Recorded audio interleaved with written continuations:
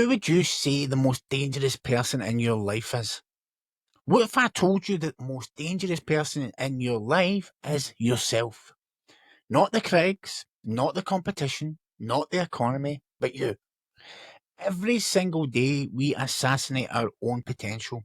We suffocate our dreams, we sabotage our own success, we think it's them we're afraid of, but they're not the real threat. The wealthiest place on earth isn't a diamond mine or Wall Street or Silicon Valley. It's the graveyard. Because buried there are brilliant ideas never launched, books never written, businesses never started, all because someone couldn't overcome the enemy that lives in this 6 inch between our own ears. Okay, recently, I was a fan of 50 Cent's music back in the day, in the early 2000s, when I lived in New York. But never did I think I would read one of his books. And more importantly, never did I think it would speak to me in such a deep way. After, I don't know how long ago it was, but after reading The 50th Law, okay, by 50 Cent and Robert Greene, I had my eyes opened to how much I had allowed fear to dictate my life. Okay, I thought I had a tough upbringing, dealing with gangs, addiction, violence, prison, all that stuff. But 50 had it much harder. 50 Cent came from nothing, right? Bullets, poverty, abandonment. He got shot 9 times, and he built an empire worth hundreds of millions. Okay, and you know what he discovered? The same thing that I had to learn the hard way. That fear isn't your protector, it's your prison. And today, I'm going to hand you the keys to that prison. Not with some motivational rah-rah fluff, not with some empty promises, but with some psychological weapons that I've used in my own life. And they've helped me transform to where I am today. Okay? Because as I've been quite open, I have lost it all and I'm building it back. Okay? And if I can change my life and I can get to a place where I'm waking up every day loving my life, then so can you. Okay, so let's find out. Right, so let me take you back to basically the darkest period of my life, right? Now, fear didn't just influence it, right? It totally ran it completely. Okay, and the dangerous part about that was I had no clue, right? I thought that I was the smart one, being, practical and realistic and being a wise guy, but those were just masks, okay, for what was going on underneath. I was avoiding, I was hiding, I was escaping, I was shrinking, okay? I was terrified of being judged, right? I was terrified of failing, right? I was terrified of the past mistakes, had disqualified me from, any type of real future. Okay. And I was just terrified that I wasn't enough, that I would never amount to anything, that I would just become another statistic, another has been or never was been. And my rock bottom wasn't just a moment. Okay, people talk about the rock bottom as being a specific time. Mine was a series of crashes. Each one was harder than the next. Okay, because every time I thought I hit a rock bottom, it was like the bottom gave way and I fell even further. Okay, and underneath it all, it was driven by fear, right? When I was released from prison, and I got deported back to Scotland, I thought my life couldn't get worse. My life had been turned upside down. Everything that I had was in a different country. I had nothing. So I thought, they can't get any worse than this. Okay. But I was wrong. Within 6 months of returning home, right, I fell back into the old patterns, working hard, partying even harder, getting up to no good. Clearly, having learned nothing from the mistakes that got me locked up in the first place. But then the universe intervened with some harsh, brutal clarity. Right? I woke up one morning paralyzed from the waist down on the left-hand side. Couldn't feel my ass cheeks, my cock, my balls, nothing.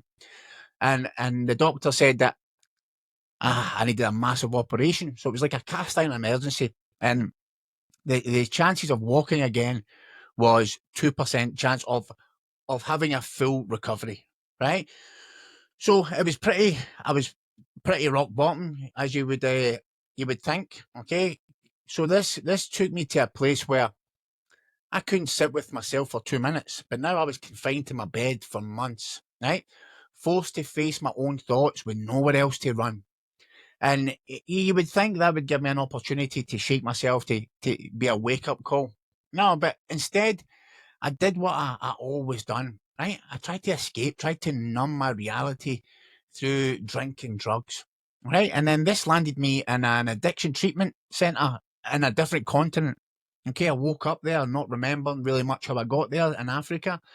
And even then, I still couldn't fully surrender, and after coming back from there, I had a little bit of sobriety time, a brief sobriety followed by relapses, crashes, and never truly believing that I would ever be any type of normal person.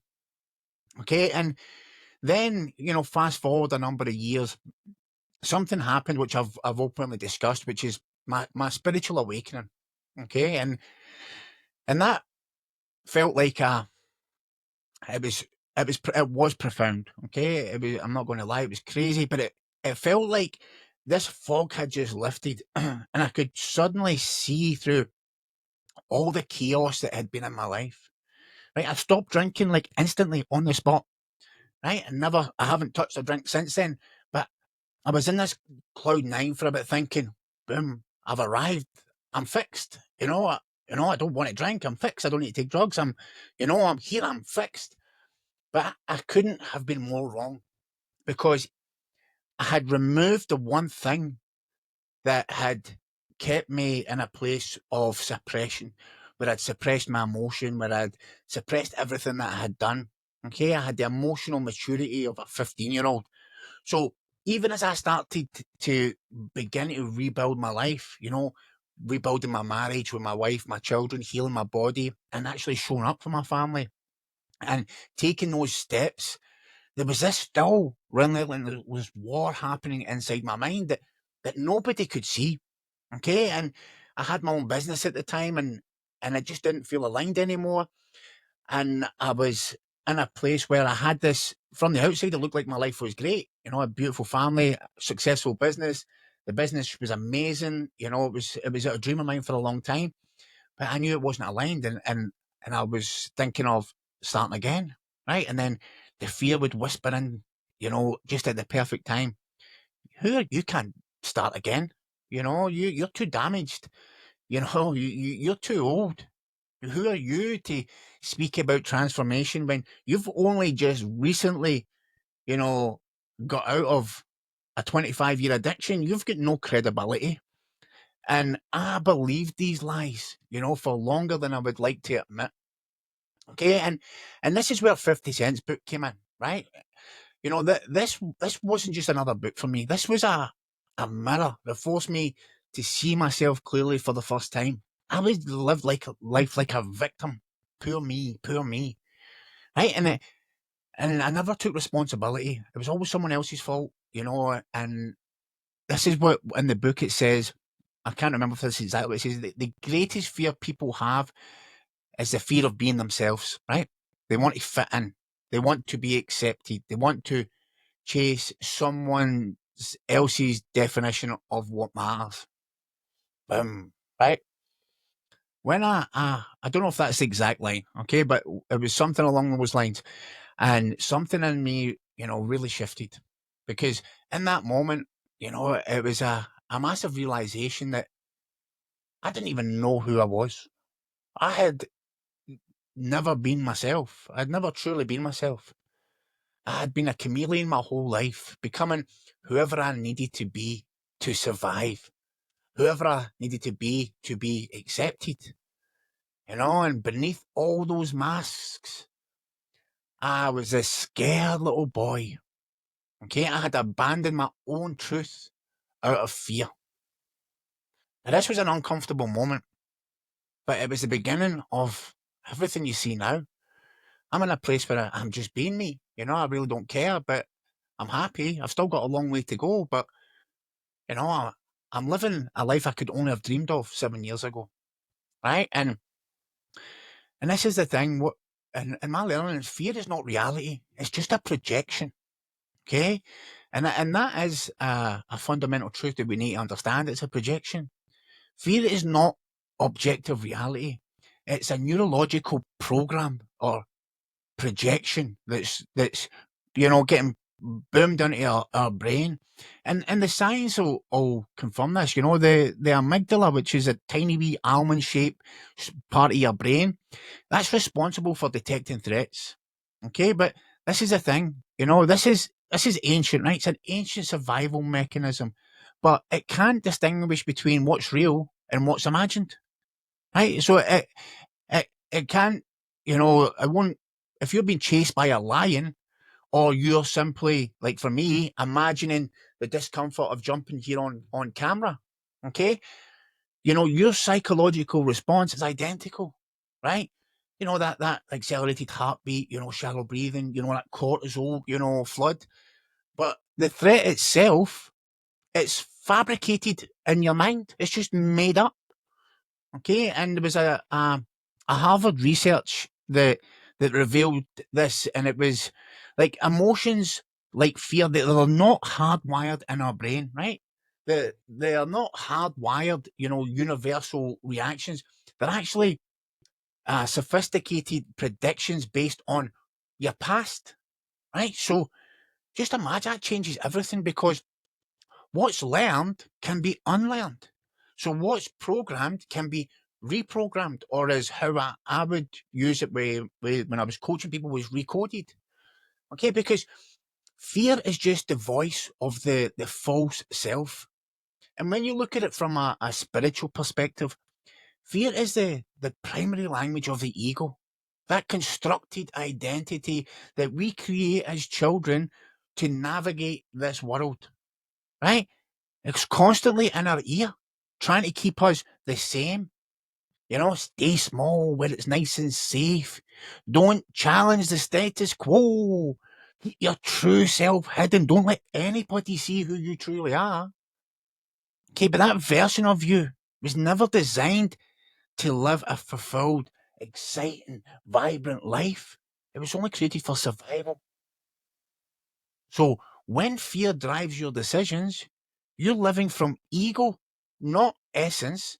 You're operating from the wounds that you have had in the past, not the power of what you can create in the future. Okay, and this is why, satisfaction will feel out of grasp, elusive, because your soul came here to express its unique light, your unique footprint in this world, who you are. It's not here to hide in the shadows of fear, because every limitation is fear in disguise. So every limiting belief that you have that holds, it's it isn't rooted in logic. It's actually kind of cemented or anchored in with fear, right? I don't have what it takes, right? That's when you're feeling inadequate. It's too late for me, right? The fear of wasted potential. Like someone like me, I can't succeed. The fear of disappointment. I'll lose everything if I try. The fear of vulnerability, and I could go on and on and on. But remove the fear, and these beliefs collapse like a house that's built on sand. Okay, and yeah, like you talk about fearlessness, right? I don't believe anybody is totally fearless, like but you can move beyond the fear, and that's what the 50 Cent's book, The 50th Law, it doesn't suggest fearlessness as a self-help technique. It identifies it as the foundation of your personal power. If you want to create the life that you desperately desire, wealth, you want to speak your truth, build meaningful, loving, caring relationships, or transform any aspect of your life, then you have to declare war on fear itself. Okay, and I know it's not just as plain old easy and say, yeah, okay, let's declare war, right? There is some things that you can do, right? And there is some practical steps. And I'll go through some of the practical steps that's allowed me to transfer that relationship with fear, right? And these are tools that you can implement starting today, right? So whatever fear that pops up, right? Don't run from that fear. You want to turn and face it directly. Okay? Take out a journal. Hey, I've got journals everywhere here. I've got journals everywhere. Right? There's one. I've got them. I've got 1, 2, 3, 4, 5, 6 over there. Okay? Take out your journal and write the complete honest truth. There's no more hiding here. You cannot lie to yourself. Right? Just write it. I'm terrified they'll dismiss my message. That's for me. Right? I'm afraid I'll put everything into this and I'll still fail. That was a fear that I had this morning. I'm scared, that I'll never amount to anything. And these are still fears that I battle with on a daily basis. But then you ask yourself the critical question, is this fear true or is it just familiar? Okay, because when you extract fear from the shadows of your mind and put it into the light, something amazing happens. It begins to lose its power over you. Okay, and it's about because a lot of people, I'll take the action when this or when that or when I'm ready. You'll never be ready to take the action. Okay, it's about taking the action before you're ready, because then action erases doubt. And and this is what changed everything for me. I stopped waiting, for fear to disappear before I started taking any action. Right? Courage isn't acting without fear. It's acting with fear fully present and despite of fear. Is it Mark Twain that says that, the quote? So it's about taking that action, because I'm still fearful every single day, right? Go and post a video when your hands are, still shaking. Have that conversation while your voice is trembling. Start that project before you feel qualified. Your confidence develops after action, never before. Think about it, in so many things in your life.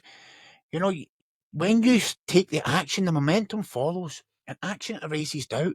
And Mel Robbins, she has the 5-second rule, right? 5, 4, 3, 2, 1. Then boom, physically go before the brain's fear center overrides your intention. I used to use this every single morning for the gym. Okay, it would wake up.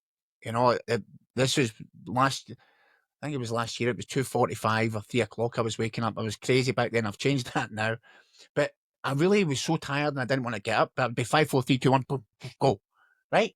And when you act before fear can stop you, you actually rewire the neurology, to associate action with possibility instead of danger. Okay, and it's about getting outside that comfort zone, right? Everything meaningful exists outside your comfort zone. Just think about it, right? No growth happens in the comfort zone. So instead of avoiding discomfort, deliberately seek it. And it doesn't have to be a big, massive, 100-mile runs or David Goggins style. No, just cold exposure, 30 seconds under cold water. That's a tough gig, that. Just speak authentically, right? Because for me, silence felt safer. But there was this inner calling that was saying, you need to go and tell your story. You need to go and speak up. Right? So go and speak authentically. Attempt something new where others can witness your beginning stages. And this is the gym, for example. When I was a personal trainer for a number of years, and I used to call it gym intimidation, right? Because when people start the gym, everyone's intimidated because they go in and they see all these big muscly guys. But most of these people would want to help. When I'm in the gym, I'm always helping new people, making them feel comfortable, and just being there as a support. And this will be in anything. When you start something, nobody on this planet starts something for the first time and is an expert. So just go and try something new where, you can put yourself in that beginner stages and let people witness you. Because every time you're willing to step into discomfort, your nervous system recalibrates, right? The threshold expands. And, over time, what once triggered panic becomes just interesting. Fear transforms from a stop sign to, like me here, the compass showing you exactly where growth awaits. Okay, it's about interrupting that fear loop. Okay, when fear arises, most people will either react immediately, so fight or flight, or suppress it, freeze or discomfort. So instead, practice the intervention, well, I'll call it the intervention sequence, right? So it's recognize, breathe, investigate, choose. So recognize, I'm feeling fear right now, right? Breathe, take big 3 or 4 deep breaths to activate your parasympathetic. So recognize your fear. I'm feeling fear. Then 3 big deep breaths to activate the parasympathetic system, right? And then investigate, what specifically am I afraid of here? Right? And then choose, right? Choose to respond from wisdom, not reaction. And this isn't just mindfulness. This is neurologically rewiring your default response to fear. And this is how you can start to break out of fear. Okay? And please, I'm not here saying that I never have fear and I have all the answers. I still deal with fear on a daily basis, but you know what? It doesn't hold me back. So you will never transcend fear by avoiding it. You will never outgrow fear by denying it. You will never defeat fear by waiting for it to disappear. The only path through fear is through, right? It's just go right through it. Okay, you'll never feel completely ready. You'll never eliminate all uncertainty. You'll never guarantee the outcome, right? But if there's one thing that I've learned, fear is the world's most sophisticated liar. And see your authentic truth, your purpose, your power, your voice. That speaks louder than fear could ever dare, right? So, please, you weren't born to live a half-life of hesitation. You were born to express, to create without apology, to truly, step into your true nature and purpose, to love unconditionally, to rise into everything you're capable of becoming. Fear will always knock at your door. It knocks at my door every single day. But you decide whether you're going to allow it in or not. Every time you act despite the fear, you reclaim another piece of that authentic self.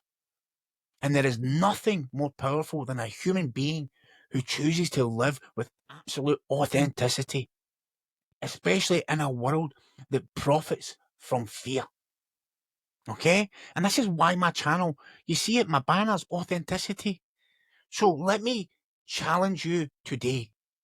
Right? Here's your challenge. And if you're serious, then you will participate right now, not later. Grab something to write on. Write down one thing you've been avoiding due to fear. Maybe that's a gym. Maybe that's, a diet.